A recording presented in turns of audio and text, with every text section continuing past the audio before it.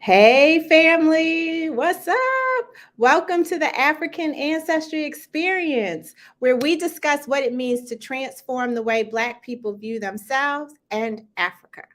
Tonight, we're continuing our exploration of the Africa Void, and we have brand new African Ancestry family member, Dr. David Johns. You know him as the executive director of the National Black Justice Coalition. We bring heavy hitters on here. He's going to talk with me about how we can use education to help fill the Africa void. You don't want to miss this, so stay tuned because I want to know ya. I wanna know ya, Cameroon, Guinea-Bissau, Sierra Leone, gotta let me show ya, Nigeria, Bioko Island, Liberia. The African Ancestry Experience is all about sharing identity-focused conversations with the African diaspora. You know how we do here. Trace your DNA, find your roots, and then explore who you are. AAOC fam, what's up? What's up? Put your country's flag in the chat if you're up in here. I want you all to give yourselves a hand clap. We're almost 10,000 deep over in the African Ancestry online community. And that's a special community for people who have taken an African ancestry test. They're over in there sharing resources and information and getting to know each other. And so I welcome you all, if you're a test taker, to join the African Ancestry online community over on Facebook. Now, you know how we do. Ward Lewis, Donate, who else is in here? Menelik, Lakita, Yakota, what's up? What's up? Y'all know how we do. Every Wednesday, we give away African Ancestry swag to the first person to join us after 7 p.m. And you have to be a new winner, a first-time winner. And so the person who wins tonight is going to get a copy of the Remember Who You Are study guide. Lakita, congratulations. You are the winner of the Remember Who You Are study guide. I love this study guide. It's printed, but it's completely interactive. So we've got all kinds of QR codes and links and videos and timelines and all kind of stuff to help you remember who you are, to explore your journey of identity. Nicole Taylor's in the house, Michael Friend, Ms. Reaper. We got a new family member. Congratulations, Tracy Calloway. The Bamileke people in Cameroon. Let's see some Cameroon flags for our new cousin, Tracy Calloway. Congratulations, Tracy. Woo, girl, you're in good company. And we're going to Cameroon. We're going to Cameroon, Tracy, so you can join us March 12th through the 25th, 2023. If you go on over to africanancestry.com/travel, you can get information about the Cameroon trip. There's still some slots left. And then the Ghana trip is October 22nd through November 5th, and that closes on Friday. So if you've been thinking about coming with us, you got a couple more days before that trip closes. Monique Brewer in the house representing for Sierra Leone, right, Monique? And Los Angeles. I need you guys to do me a favor. Will you please like and share and subscribe? And most importantly, turn on the notifications. Wendy is working so hard to help us gain traction with our African Ancestry Live, and we need your help. So if you would please turn on the notifications so that you don't miss a single episode. And we're doing it over on social media too. So go over to our social media channels and check out our posts on 5 ways that the Africa void impacts us. All right. Look, I just wanted to breeze through that so we could get to the good part. Deanne, I don't think y'all understand who we got on here with us. Plachette. I went to Africa. I went to Ghana in August. I told y'all about that. And I found a whole bunch of gems. But I found this one particular gem. We'll get into that. His name is Dr. David Johns. I want to see some emojis in the air, some fist emojis in the air to welcome Dr. David to the show. He is a brand new African ancestry family member. What's up, Dr. David? What's Oh going my on? goodness. Here. Shout out to my cousin Tracy as well. I know when I saw that Bamileke, I was like, oh, it's about to be on. It's about to be on. Right. Listen, y'all. I have all this stuff. Okay, wait. Let me look at the script because I'm about to go off script.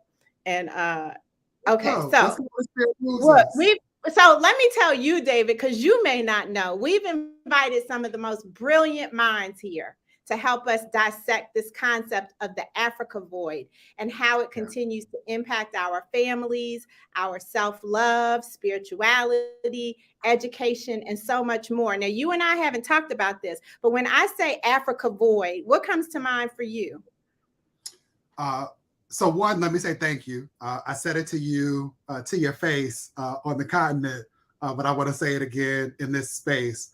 Thank you for helping to connect so many important dots for me, for opening doors that have allowed me to remember what it was like to be curious and to learn so much about parts of myself that I was told by white people, by the structures that have been erected to support white supremacy. I'm talking specifically about public schools in the United States, and so many of the narratives that exist in the fairy tale industrial complex based on movies and the ways that we try and inculcate people into thinking about what America means and how it has been formed and who it's formed for. And this is a really long way of saying that when I hear Africa void, I hear opportunities to reclaim memories and messages that people have intentionally tried to erase and hide from us. I think about us literally standing in the gap, the distance, the physical space between the Americas, the connection in terms of the diaspora and the continent of Africa. And I really think about finding ways to leverage our power to overcome what is often thought of as an absence or a deficit, but to me is really a reclamation of superpowers that are reflected in the fact that we're here, that we're having this conversation, that so many of us have returned, even when they said that we wouldn't or we should not. It's all of those things. Yes, it is. Thank you very much. I couldn't have said it better. I was just going to say it in one sentence. But so in one sentence, the way we're looking at it is exactly what you said, as this empty space or this state of being without knowledge of Africa or connection to Africa. And it permeates across everything, like you pointed out. One of the things that was really interesting to me, I brought this up in a group of women at Girl Trek. And they had a stress protest. And somebody said the void that was left in Africa when we were taken.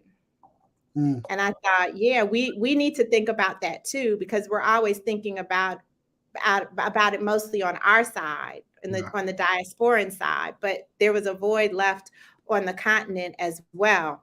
Yeah. So I'm really happy that you're with us. And you mentioned young people, because I want you to help us unpack how important it is to fill that void, to stand in the gap for young people. And before we even put that in context, let's start with you. So every week we ask our guests to fill in the blank for this sentence. Okay. I am. Ooh. I'm a superhero. I'm a race warrior. And I'm someone who is incredibly privileged to live at the intersection of my purpose and my passion. I love that. Now, what role does Africa play in that?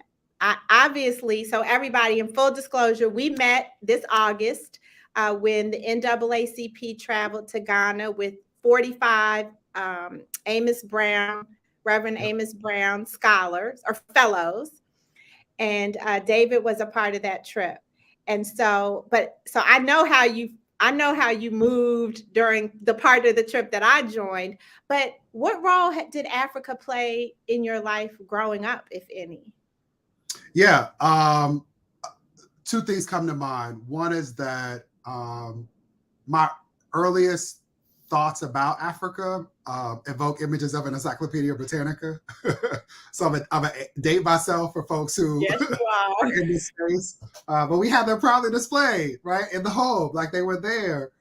And I remember finding countries on the continent, one, to correct white folks who would often assume that the continent was a country and couldn't think about distinctions within and amongst different parts of the continent, but also because there was this, like, I was aware that there was this overly simplistic and reductionist image of Africa that we were force fed. And I was also aware that there had to be more. I have a god brother who is a historian. He has long collected history of our family. In fact, he was one of the first people I called when you shared the results with me. And so I appreciate that at a young age, growing up in Inglewood, California. My people are from Austin, Texas. We migrated, like a lot of other folks, to California in pursuit of opportunity.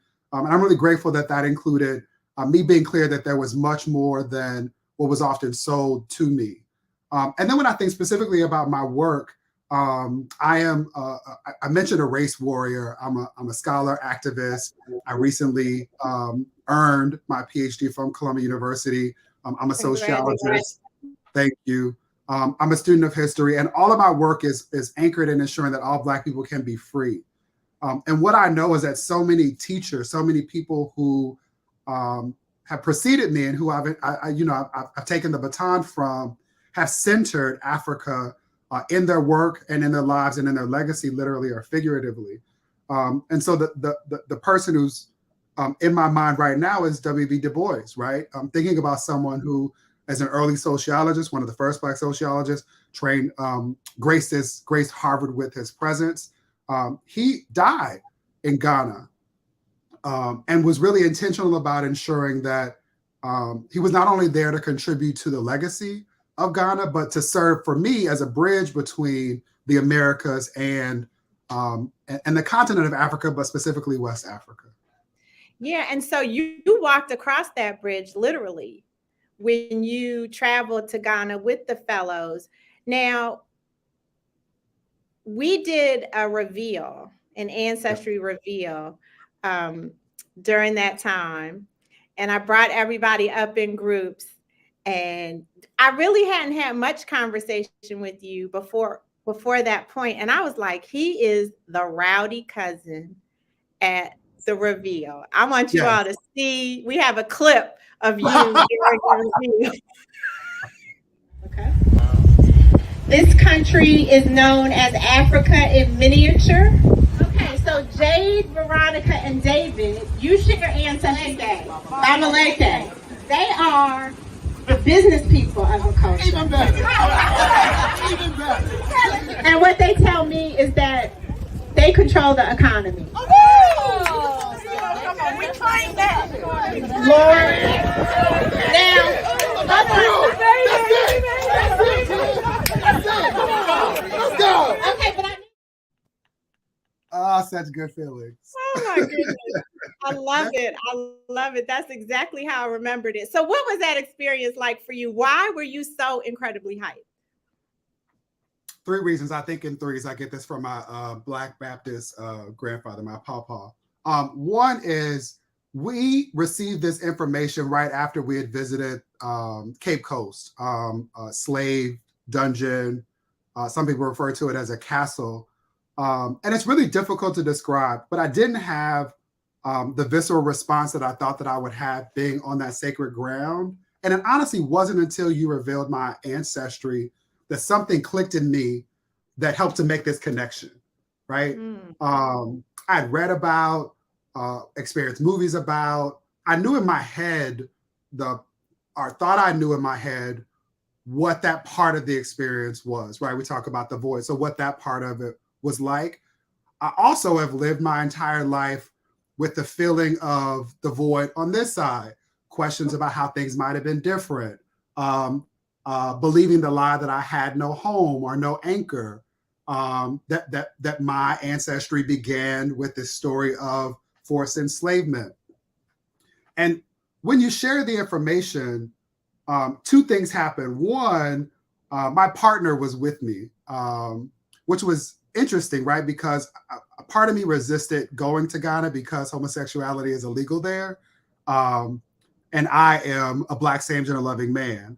And I'm also clear, I have a book that I reference often, Sambufu Soulmate, The Spirit of Intimacy. And in the 13th chapter of this book, Sambufu says, the words lesbian and gay didn't exist in my village in West Africa, but the word gatekeeper did. So I'm someone who always understood rather, that as long as there have been Black people, we've been beautifully and incredibly diverse. And I was vexed about this idea of going to a place where an incredibly important part of me was not affirmed, could offer me up to additional forms of violence, and also have in the back of my mind that Brittany Griner is in a prison right now, right? And I also had my partner with me, so I felt this tremendous sense of responsibility in terms of, as my engagement, I was invited as a facilitator, and he joined me. But he also was brought up with me. And I thought to myself, like, I believe that our ancestors conspired such that we would find each other and not only make that journey with each other, but have each other to go through life with. And so I was excited. I felt this like physical presence of ancestors in that space. And honestly, after the heaviness of having been at the previous site with all of the somberness and everything that went into that, it felt like a celebration in terms of the way that we otherwise celebrate gender reveals, which are problematic for lots of reasons. Our birthdays are these moments where we get to sort of reclaim important parts of who we are and how we show up in the world. Yeah. I had a thought. You asked me a question after the reveal when we were just talking that no one had ever asked me before. And it really it gave me pause. You asked me what is Cameroon's stance, or I can't think of the exact word, policy about view of homosexual. How is homosexuality treated in Cameroon? And I was like, I don't think I know the answer to that question. So I was on WhatsApp with my girl, Aveline, who is Cameroonian. Shout out to the Arc Jammers. And I was filtering the information back and forth with you about that. And then I remembered that on that flight to Ghana, I watched the documentary Being BB, and the first winner of RuPaul's Drag Race was Cameroonian. And so I had spent 2 hours learning about the impact that Cameroon's policies has on same gender loving people in that country. So what did you decide to do? Like, do you think you're going to travel to Cameroon? Are you going to come with us, or have you thought any more about that? Absolutely. Would love to come with you. We'll circle back about that. And yes, I mean, what I appreciate is at least 2 things. One is that the continent of Africa, much like the rest of the world, is especially conservative. And so while I was there, not only was I aware of the fact that there are some people that have these views about homosexuality, I think that has everything to do with colonialism and white supremacy. That's a whole nother conversation. But I also had to reflect that I didn't observe like opposite sex couples being public or exposing public displays of affection. And so part of me had to contextualize not only questions I had and expectations that I also might have had about what all that looked like in that space. And then the other thing that I had to appreciate, and I was able to do some more research, I appreciated you being able to share that documentary, is that people and Cameroonians, much like what Sambufu talked about, continue to show up in beautifully diverse ways. And so in the same way that I often don't feel protected 100% as a Black same-gender loving man in the States, I'm willing to take the same risks in other parts of the country, including one where I'm anchored, where I have people. I love that. I love that. And I want to thank you because you made me learn some things. You forced me to look at this experience through a different lens that I should be cognizant of as the leader of this company that's taking people to different African countries and cities. So I appreciate that. Now, tell me this: why was it important for you to be a part of that experience with the students? Did you decide? Had you even considered doing African ancestry before this, or did you just do it because everybody else was doing it? How did you get involved? Yeah, I'm going to answer that, but I want to step back before that and just say thank you to you for being in the position you're in. Not only do I believe that things happen as our ancestors conspire for them to happen in real time, but I've watched you, including tonight, do the thing that is most important for us as African people, which is to build community. So thank you for that. Also want to thank you for using the language. And I don't want to take for granted that everybody is heard same gender loving. I want to be clear that I don't use the term gay. It's a white male socio-political identifier. It often makes people think about deviancy or sex or maybe HIV. But I use a term that showed up in the conversations that James Baldwin and Nikki Giovanni had about how we get free in Paris, which centers and includes the word love. So hope that that's clarifying for folks that might not have followed that. The answer to your question is twofold. I'm an educator, taught kindergarten, third grade, college. I worked in Congress on Capitol Hill. That's also like managing a classroom. And I was invited to be a facilitator for these fellows. The cohort was comprised of folks that were selected by the NAACP, as well as folks who were selected by the Church of Latter-day Saints. And I was particularly interested in leaning into my role and being able to provide space for queer people to talk about what that meant in that context. And I want to be clear, ontologically, the term queer means that which is not pejorative or dominant on a position of power. So Black folks in this context, in terms of thinking about this country or the Americas, all of us are queer. So I'm talking specifically about folks who are queer because of their sexual identity, but I'm also talking about folks who are members of religious minority communities, or for whom English is not their first language. And so that was really important to me. Specific to your question about African ancestry, I actually resisted DNA testing for two reasons. One, I didn't want my DNA to be used by the government or state-sanctioned actors in nefarious ways. And so learning that African Ancestry is the only company that I'm aware of that destroys DNA upon providing results, provided a huge sense of relief and took away the biggest barrier or obstacle that existed for me. And then the second thing that I was really excited about was I turned 40 this year, my big age of 40. It feels like every other commercial that comes on TV is reminding me that I'm getting older and that things aren't looking as peachy as they used to look 12 months ago. But knowing and being able to point to a place on a map, acknowledging that our maps are distorted and Africa is much larger than it is on most maps, and they've done that by design, but being able to pinpoint a place on a map, having been privileged enough to travel lots of places throughout this world, was also really important to me. So it made sense, and I'm really happy that I did it. And I feel privileged that I was able to do it with my partner.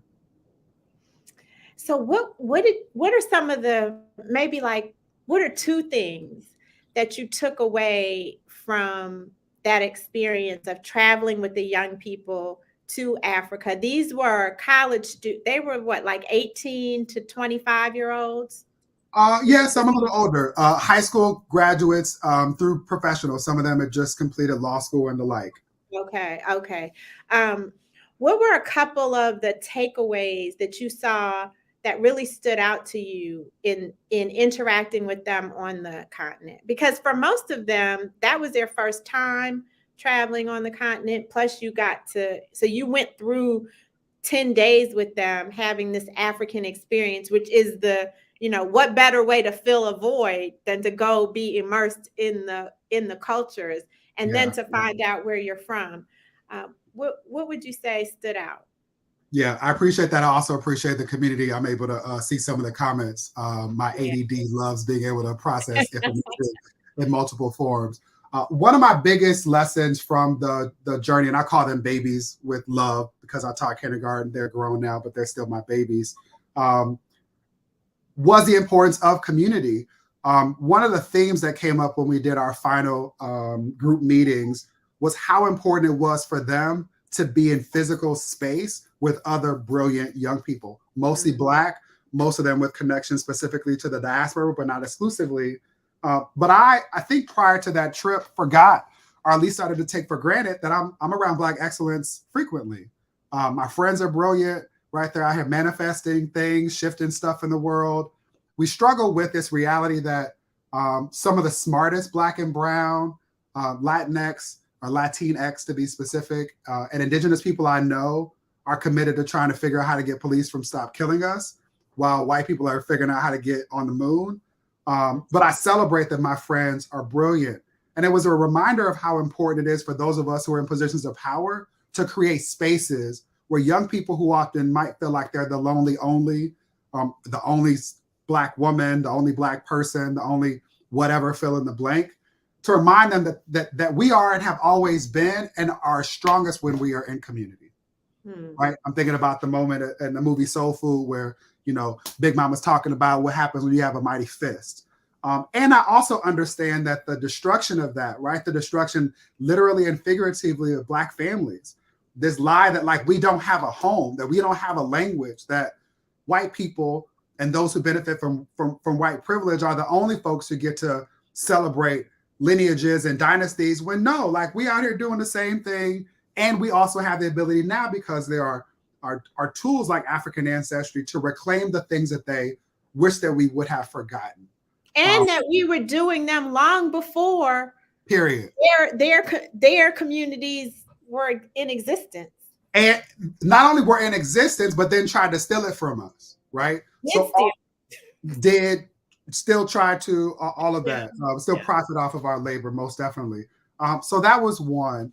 The second thing was the importance of dialogue. So I talked a lot while I was there with the young people about, I talk a lot about books, but one of the books that I ended up gifting all of them, and if you don't have it, I'll send you one, is this book by Maya Angelou called All God's Children Need Traveling Shoes. She wrote this book about her son who was supposed to go to university in Ghana, and then she was going to make her way to Liberia. Long story short, he got in a horrible motorcycle accident. She ended up spending more time in Ghana than she planned to, but in the way that she does brilliantly and beautifully, Maya helps to raise and resolve and answer in some ways, and then open up other questions and others. This dialogue between diasporic siblings. So she's talking through and across the void. And so it was really nice for me to watch young people be aware of the privilege of being able to make this journey and then start to have conversations, not only with folks in Ghana, but with each other, that don't usually happen, because some of this, to me, you just have to be in that space. You have to be on that soil. You have to touch the ground. You got to walk on it. That was the second thing. And then the third thing that was really interesting, again, remember that for folks listening, this was a mixed cohort. So there were students selected by the NAACP. There were also students selected by the Church of Latter-day Saints. And so there was this interesting sort of troubling of things that are otherwise assumed to be simplistic that happened in that space. So an example of it is that we ended up going to a Mormon temple, not inside because we can't go inside. We outside now, got Beyonce playing in my head. But we went to a Mormon training temple, and one of the images that they have in this space where they welcome and train folks is of like think Tom Cruise cast as Jesus holding Black baby Africa. And we ended up having a dialogue about like, you know, what that means generally. And what somebody ended up referencing is like, this is like Michelangelo in the Sistine Chapel. And it's like, yeah, that's in Europe, but we're in the cradle of everything. We're literally on the continent of Africa, West Africa specifically. So how do we reconcile all of this, knowing what we know about white supremacy and symbolism to uphold it? Unpacking that and then having conversations that named and acknowledged that it wasn't that simple. It wasn't that like all the white kids were Mormons, because there were Black kids who were members of the Church of Latter-day Saints, right? And it also wasn't that simple in terms of their church is one way and other churches are another. As I shared as a member, as a Christian, there have been times where I've had to question my relationship to church or my relationship to faith, or to ask God some really tough questions because of how I show up and because of how people also engage in theology. So it was a really nice way to practice what has been most recently referred to as intersectionality in the context of Kimberly Crenshaw. But there's another Black woman, a Black feminist, Patricia Hill Collins, who reminds us that like folks have been doing this for centuries, right? Like being in spaces like the ones that you're creating or like the one that I experienced in Ghana, and finding ways to have deep and complex conversations about power and about white supremacy and about the ways in which Blackness is enveloping in ways that all of us should be not only celebrating, but reclaiming. Have you spoken to any of the young people since they've been back? Absolutely. I'm actually facilitating follow-up conversations with some of our babies from the Church of Latter-day Saints actively. Oh, okay. And so how have you seen, if at all, have you seen their identities be impacted by this trip? Absolutely. And so how I saw their identities being impacted in real time, right? I watched young people do two things that are relevant to this. One, show up in service, right? There were ways in which young people who might not have even thought about their privileges became acutely aware of them once they touched down on the continent. And they shifted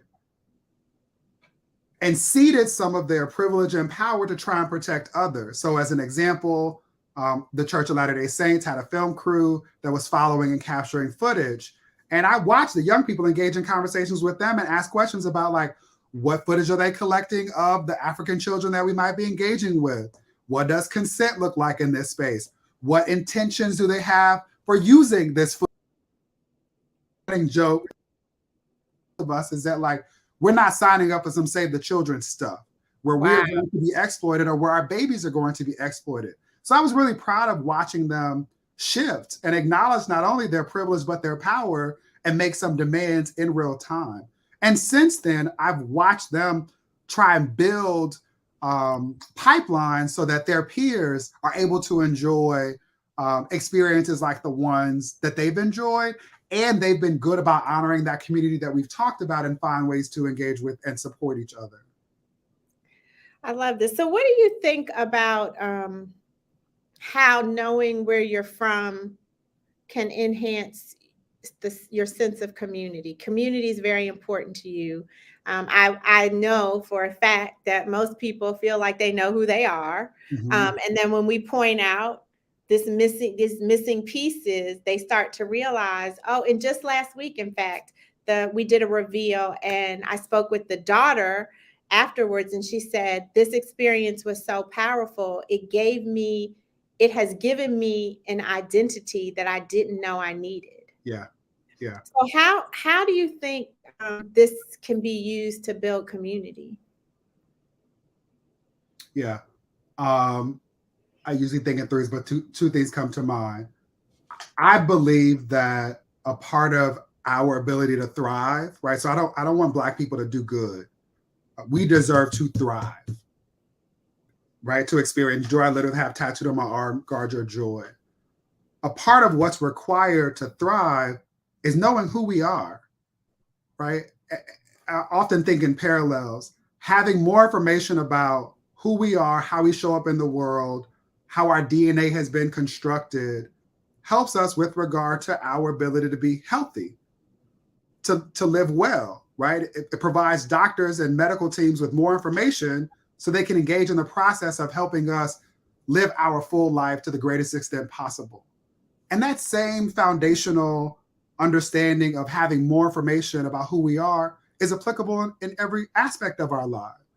And so I think that at a minimum, being able to disrupt this lie that public schools embed in Black children because it's an anti-Black practice, which is to say to them that they don't have a home, that they don't have a physical land that is theirs on this planet. The ability to disrupt that can literally save and affirm a life. It can be the connection that allows a young person to understand that the weapons that have been formed against us have never really prospered. That our ancestors found ways to hide seeds in their hair as they were forced upon slave ships to bring parts of their home with them to a place that they didn't even know existed and couldn't have imagined. That it is possible for us to, it blew my mind when I learned that there are more than 200 languages spoken in Cameroon. Not surprising given where it sits. It's in the middle of like West and Central Africa, colonized by the French. There's some Dutch influence, but like the fact that there are 200 languages spoken in my home country means that I can and should be able to master any language, which to me is a game changer when you think about the reality that public schools in our country work such that they not only penalize children who otherwise should have access to this information and the tools that come with it, but don't set them up for success. So I have a colleague, a friend, Valencia, who's an educator, and she talks a lot about deficit thinking versus asset thinking. And at a minimum, I get most excited thinking about young people because this knowledge allows them to shift to a space of asset thinking and then acting thereafter. You know, I'm reminded as you were talking, I saw a quote from Solange several years ago. She shared that her son was learning French. And she got a lot of pushback from people. Why is he learning French? Why isn't he learning an African language? And she was like, do you know how many how many African countries speak French? Period. Period. So,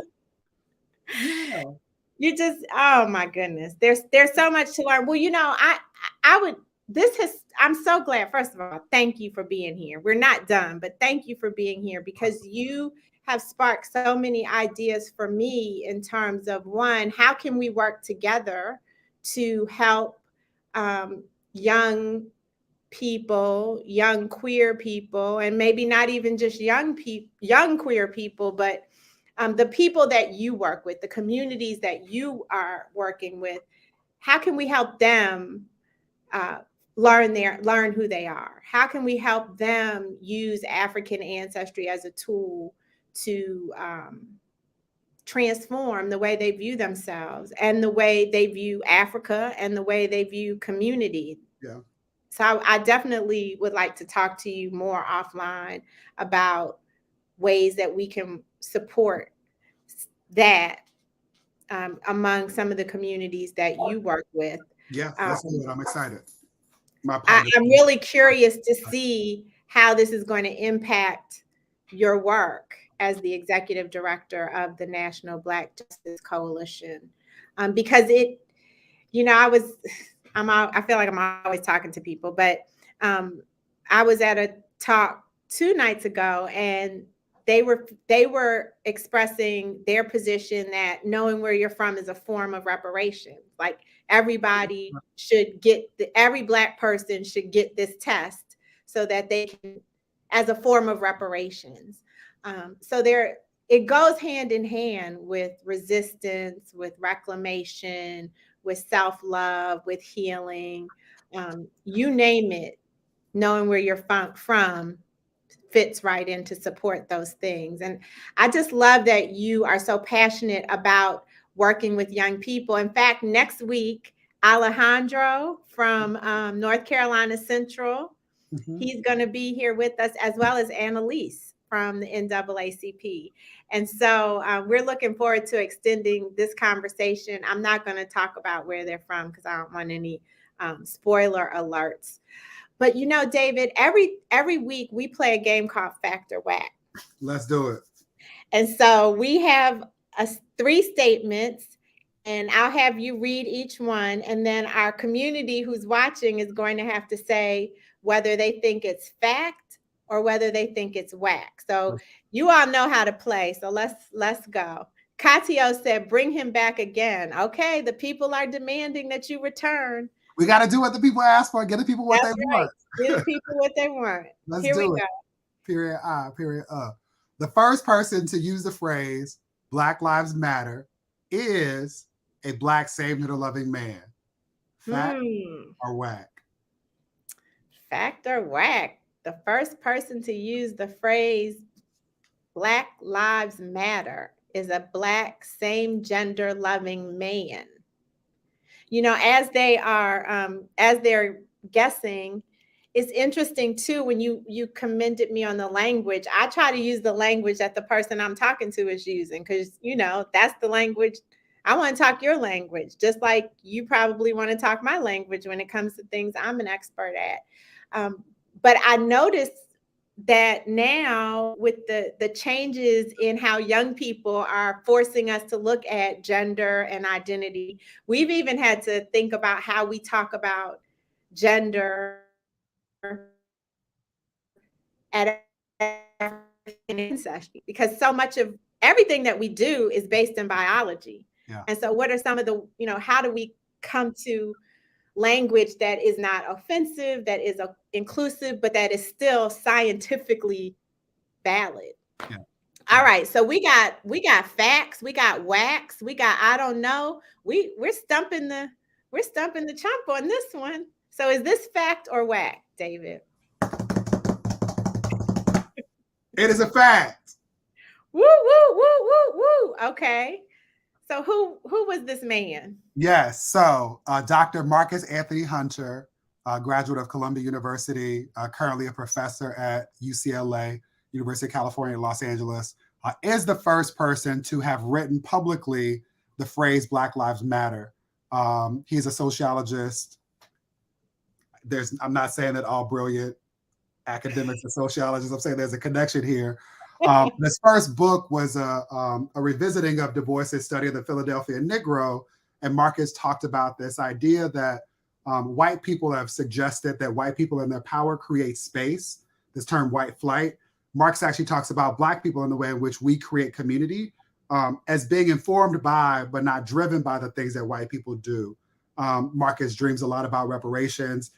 Based on the conversation we were just having, I think he would love all of this if he's not watching now. But he is the first person to use the term Black Lives Matter. It is also important to give credit to the 3 Black women who popularized the term through their organizing of what became the Black Lives Matter movement.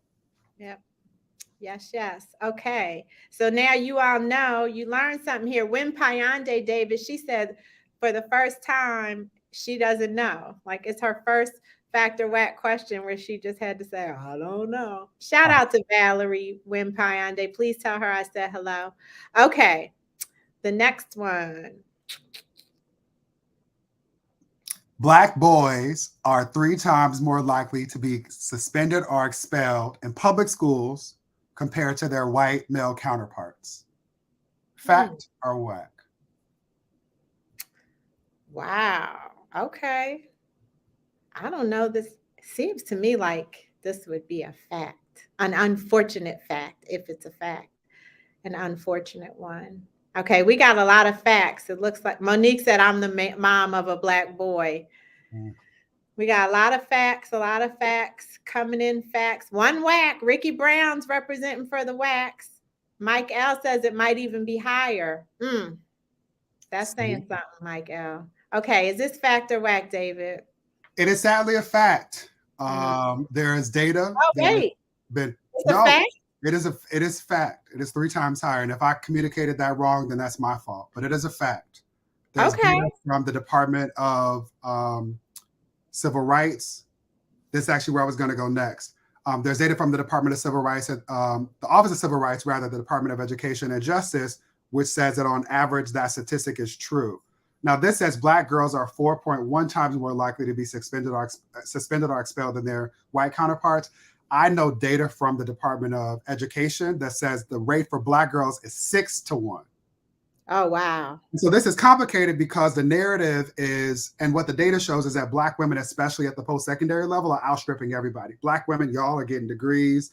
You are closing the gap with regard to being paid for jobs that you always have done, sometimes without the title or the labor. But and you got folks like Michelle Yvonne Robinson Obama and Oprah and you and Wendy Cherry behind the scenes doing amazing things.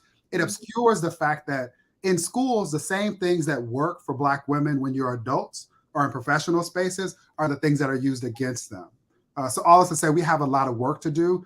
I want everybody to also know that the suicide rates for Black youth have doubled in the last 2 decades, they are higher than any other group of children based on race or ethnicity.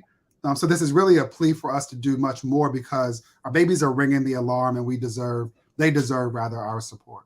So rather than do the next factor whack, because what you said was very important, and I don't want to just skim by this, although I'm sure this could be a whole show too. But what are some of how can we help change that? We cannot have our babies committing suicide like that. So what are some of the things that we can do sitting here watching African Ancestry experience, taking back into our communities and our workplaces? What can we do? I appreciate the question. The first thing is, if you know a young person, a young Black person, especially if they are queer, trans, or non-binary, and they don't have access to free mental health support, please let us know. We have a partnership with the Boris Lawrence Henson Foundation, which is Taraji P. Henson's organization, where we have provided nearly 200 Black young people, primarily trans, queer, non-binary, with mental health support. And we believe that if it's not culturally competent, then it's not good support generally across the board. But that's number one. So let me know if we as an organization can be a resource or connect folks. If you're an adult and you also need support, want to make sure you have that. We've normalized people going to the doctor to get an annual wellness checkup. We should do the same with regard to our mental health. The second thing is, we as adults have an obligation to model being well. We should all have a therapist, right? Post-traumatic slave syndrome.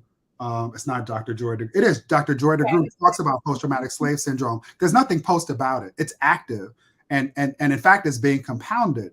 A part of what I believe, and this is why I'm so excited about our burgeoning partnership, but I believe that people having information about who they are is something that can be supportive with regard to their mental health and well-being.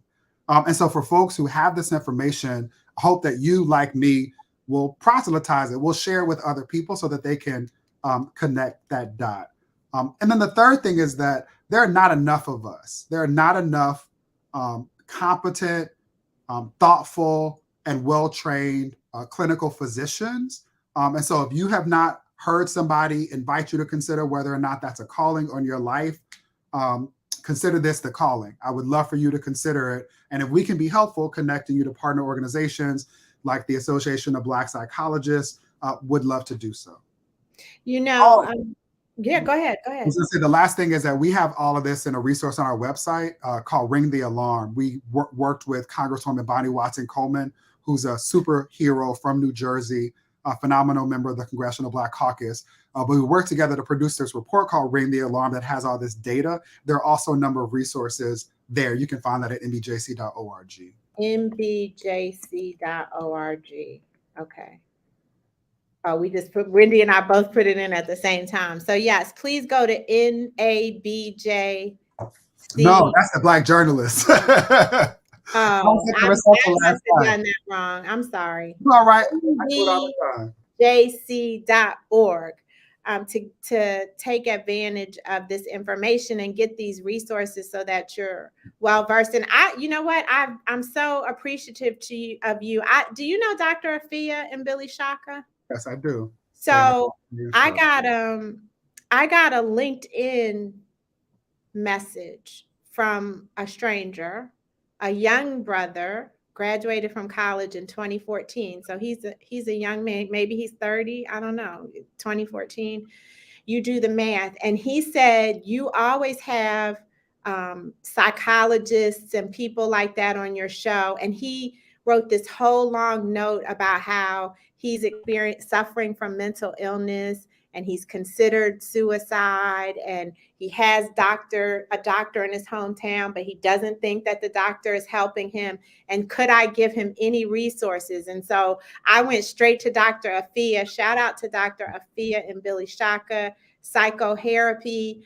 I was like, Afia, what do I tell him? And she gave me she told me what to say, and she gave me a list of resources, but I am going to share the nbjc.org with him as well, because that's very important. Woo! This is not easy work we do, Dr. David Johns. It's not, but it's necessary work so we can all get free. Yep. And I appreciate the enthusiasm and the energy and the smiles and the love that you come through with you when you, or through you when you do this work. Thank you so much for leading the charge. My duty and my honor. Thank you. It's not, I know it's not easy. I know it's not easy. So everybody, can we put some more Black Power fists or some Cameroon emojis in the chat for this brilliant Black mind we have with us as part of the African Ancestry family? What? He's part of our family, okay? Period. So we need to celebrate that. And he's coming with us to Cameroon. So if you come with us to Cameroon, you get to spend more time with him. March 12th through 25th, 2023. Go over to africanancestry.com/travel.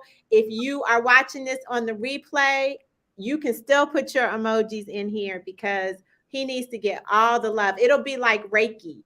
You don't have to be in the presence to feel the energy and to get the love.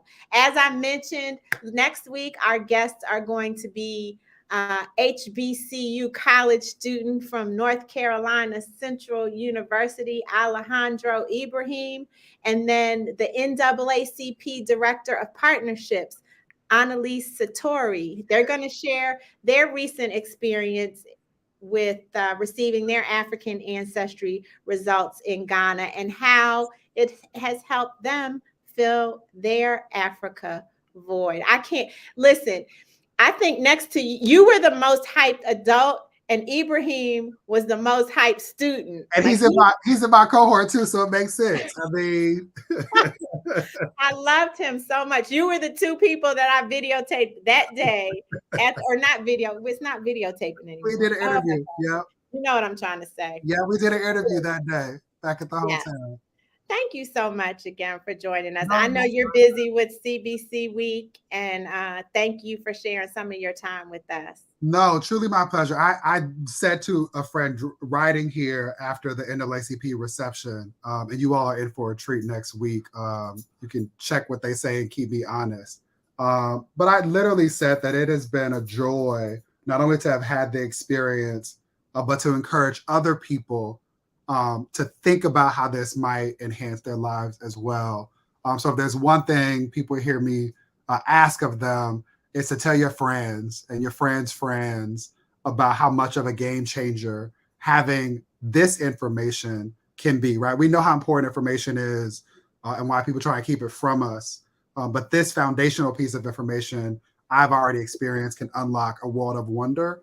And we should do it not only for people we love and we know, but for the babies who didn't ask to be born and should have all the information they need in order to thrive. Ashe. And shout out to Wendy Cherry. The world is so small. I know you guys used to be neighbors, and Wendy was like, oh, I know Dr. David Johns. This is going to be a great show. So it all worked out. Separation. All of us know each other. So exactly. Shout out to Wendy. And she also affirms one of my favorite sub-chapters in my dissertation, which was about the experiences of Black, trans, queer, non-binary middle and public school students, was that Black women are responsible for everything beautiful in the world. So it was not surprising to me that the two of you collaborate, given how much wonderful things I've seen Wendy contribute to the world. Yes. Thank you. Thank you so much. Listen, everybody, thank you also for joining us. Thank you for being engaged in the chat. I'm loving all these comments. You know, I get in trouble if I start getting too involved in the chat, but I appreciate all of you being here. Cheryl and Deshawn, Nikki T, Shawneen. I saw Sharice up in here. Katio, all of you are King Joseph. I appreciate every week when I see you here in the chat.